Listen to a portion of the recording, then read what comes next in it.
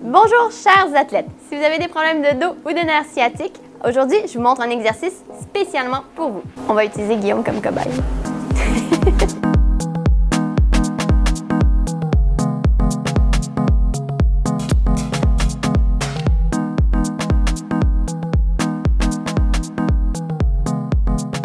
Aujourd'hui, je vous démontre en fait un exercice de mobilité neurale qui va peut-être vous permettre d'être plus aéro, mais surtout d'être plus confortable et peut-être de pousser plus de watts.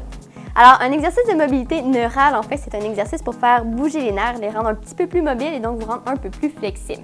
Dans l'exercice, l'objectif, ce n'est pas d'étirer. Le système nerveux, c'est comme un système électrique. Si vous l'étirez, ça risque d'être pire. Les nerfs, ils partent du dos et s'en vont jusqu'au bout des orteils. Donc, lorsqu'on veut les faire bouger, on veut faire bouger doucement les deux extrémités. Je sais que vous êtes assez intenses, les athlètes, donc c'est bien important que la sensation, ce ne soit pas un étirement, mais une légère sensation de 1 sur 10 maximum. Guillaume va nous démontrer justement l'exercice à faire tranquillement. L'objectif, c'est de faire 10 répétitions lentement. Vous pouvez même les faire au bureau, ça ne paraîtra pas du tout. Donc, l'important, en fait, c'est de vous asseoir un peu en bout de chaise au travail, de venir étirer une jambe à la fois vers l'avant.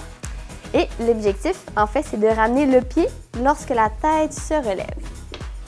Excellent. Et de venir pointer le pied lorsque l'on baisse la tête.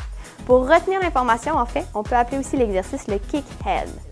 Donc, on baisse le pied et on baisse la tête. Vous avez le droit de laisser le dos courbé également. Bien important d'y aller lentement.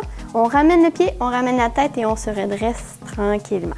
Comme on avait dit, légère sensation, 1 sur 10, c'est le maximum qu'on peut accepter. On peut faire jusqu'à 10 répétitions. Vous pouvez même le faire quelques fois dans la journée. Si vous avez une augmentation au niveau de vos douleurs, au niveau du dos ou dans la jambe, vous devriez cesser l'exercice ou diminuer, donc rendre un peu plus facilement, soit en pliant un peu le genou pour enlever un petit peu de tension.